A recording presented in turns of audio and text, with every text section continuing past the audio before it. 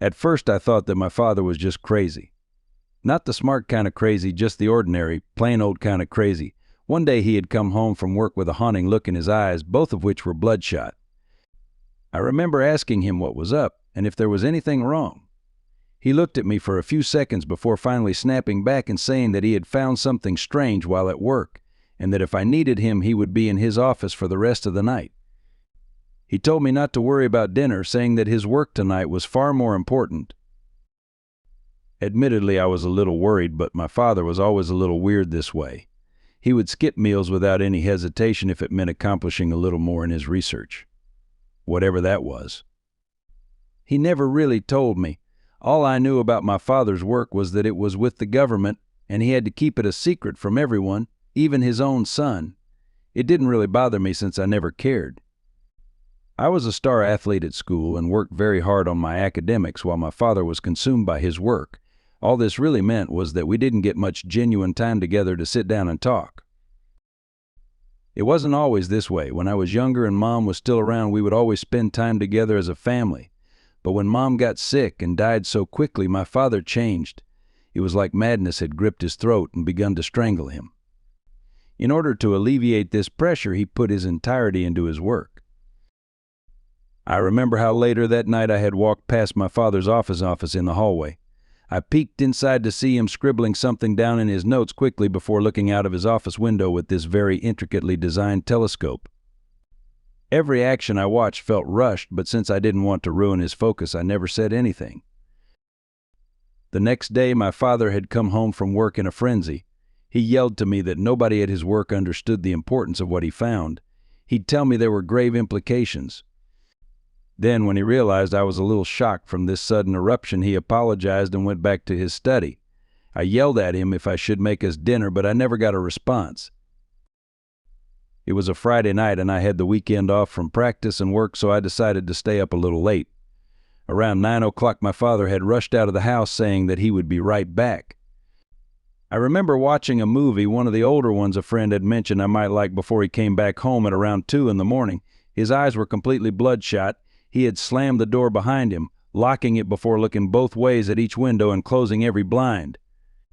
After the outside world was caged off, he ran to me and put both hands on my shoulders. That was when he told me, "Son, there's something orbiting Neptune." I looked at him confused, thinking that my old man must have finally lost it.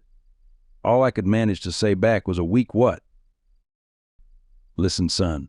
Orbiting Neptune at an incredibly fast pace is a long black cylinder. It's ginormous, big enough to be picked up by my telescope." "I don't believe you," I said back. "Then I'll show you." We both ran up to his office. My father immediately went to his telescope, already positioned in the same spot from yesterday. "Here," he said, "have a look." I walked up to peek through the telescope, and sure enough, something was there. At first I wasn't quite sure what I was looking at. The only thing I was sure about was how wrong it felt, like it couldn't possibly be real.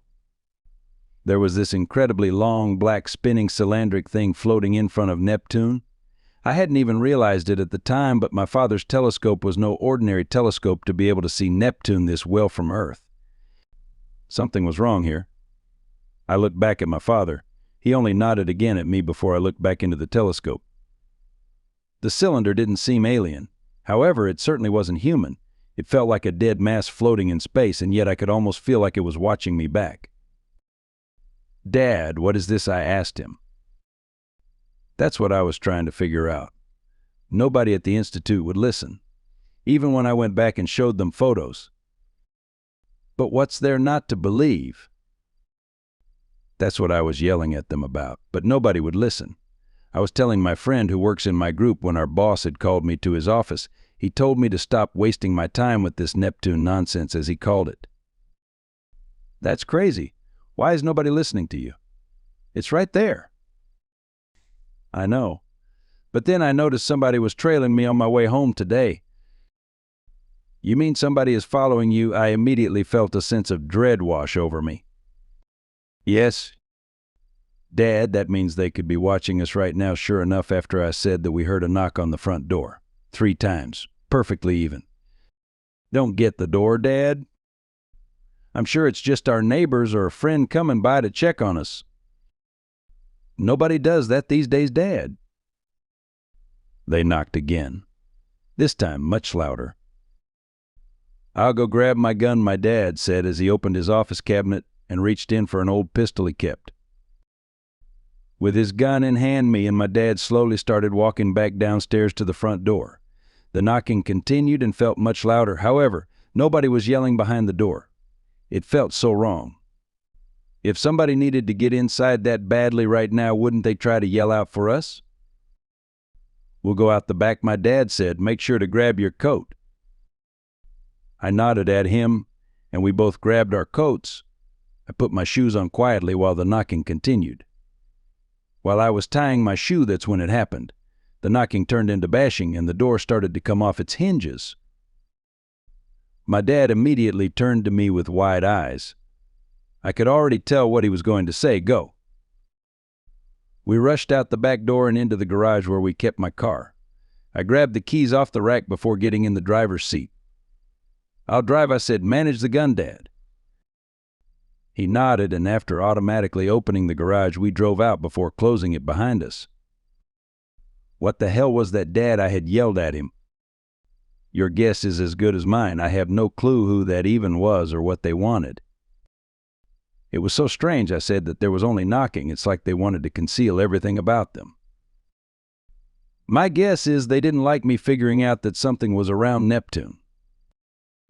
Yeah, but couldn't anyone see that I beckoned back? No, my telescope is special. I had it delivered to my house by a very special friend who used to work at the Institute. How'd you manage that? I told him it'd be for research. I knew my dad loved his research. I didn't think he was crazy enough to have an ultra-powerful telescope delivered straight to our house just for it. Where should I even take us, Dad? I asked, realizing I was still in my PJs. I'm not sure. Just keep driving southbound for now. I'll figure something out. In any case, we should probably get out of the state. If it's someone from the Institute watching us, they'll probably lose jurisdiction outside of state. Are you sure about that, Dad? No. This was great. Just how I wanted to spend my Friday night. Being chased by a mysterious organization that I don't even know anything about. Hell, I don't even know the name of it. Hey, Dad, what's the Institute? I asked him. Well, I'm not supposed to tell you. I could get killed for that. But given the circumstances, I guess I should. The Institute studies things that are otherworldly, the ethereal and unbound. Obviously, that sounds vague, but that's what we do. Normally, I'm in the group that researches Triton. You mean like that moon that orbits Neptune? I asked back. Yeah, that one. See, a long time ago, somebody noticed that there were strange radio waves being emitted from Triton. But that shouldn't be possible. There's no reason for there to be radio waves on that moon. For the past decade, we've been researching it. Success stalled until I found that cylinder around Neptune. That's so weird. You find something you're supposed to and get chased for it, I responded. No, I'm certain that's not it. Now that I think about it, they're probably chasing me because I found something I wasn't supposed to. At the Institute, our telescopes are not nearly as good as the one at home. There's no possible way you could ever see the cylinder. So what are you saying, Dad? Somebody is trying to hide something from the world. But what is this something? I haven't a clue. The conversation went on for a little while longer, although I can't really remember the other details. Eventually, we had gotten on the highway southbound towards Oklahoma. I must have been driving for over 5 hours by now. That's when I realized something was very strange. The sun had never come up. I asked my dad what he thought of it, but his mind was so preoccupied by the cylinder it didn't seem to faze him. 8 a.m. Soon 9, still no sunlight. The highway was empty too. Something was very wrong, I thought. I decided we should stop and told my dad as much. We pulled up to the side of the road, the day still pitch black. I remember looking to my left as I opened the car door. I heard my dad's open too. I didn't hear it close. I looked over at him and saw he was gone, and that it was just me here now. Dad, I yelled, hoping he had just walked off somehow without me noticing. No response. I was worried, so I kept yelling over and over again, Dad. Where are you?" But there was never a response. I was terrified. I got back in the car and decided to wait a little and see if maybe he had just run off for a few minutes. An hour went by and still no sign of him. I was really worried. I decided I should start driving and try to find a police station to check in with him. God, why had we not done that at the start? The highway felt endless. It kept on going forever. Eventually, I felt myself slowly falling asleep. I slapped myself to stay awake, but eventually the exhaustion had taken me. I stopped the car and decided to close my eyes. When I awoke, I had realized I was back on the couch in my house. The TV was still on, but the movie had long finished. I ran around the house looking for my dad, but he was nowhere to be seen. Finally, I checked his office. Instead of my dad, there was only a small note on his desk. I hadn't immediately realized it, but the telescope was gone too. When I went to open the note, it only read one thing: "I'll be back soon." It was my dad's handwriting for sure, but it still felt wrong.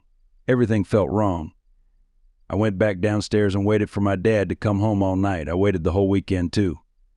But my dad, he never came home. I never saw him again. To this day, I still wonder what happened, and for that matter, if my dad was even still alive.